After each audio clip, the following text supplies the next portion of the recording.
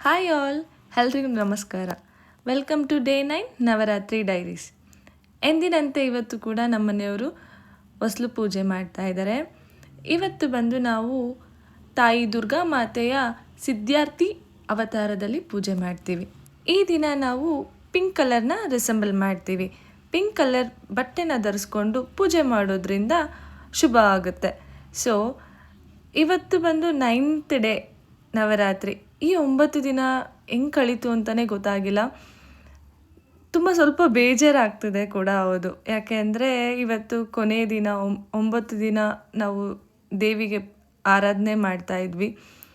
So ಇವತ್ತು ಬಂದು last day ಆಗಿರೋದ್ರಿಂದ ಸ್ವಲ್ಪ ಬೇಜಾರಿದೆ. ಇವತ್ತಿಂದ ನಮಗೆ ಆಫೀಸೆಲ್ಲ ರಜಾ ಇದ್ದಿದ್ದರಿಂದ ನನ್ನ ತಮ್ಮನೂ ಕೂಡ ನಮ್ಮ ಮನೆಗೆ ನಮ್ಮ ಜೊತೆ ಜಾಯಿನ್ ಆಗಿದ್ದ. ಅವನಿಗೋಸ್ಕರ ಖಾರ ಪೊಂಗಲ್ಲು ಕೂಡ ಮಾಡಿದ್ದೆ.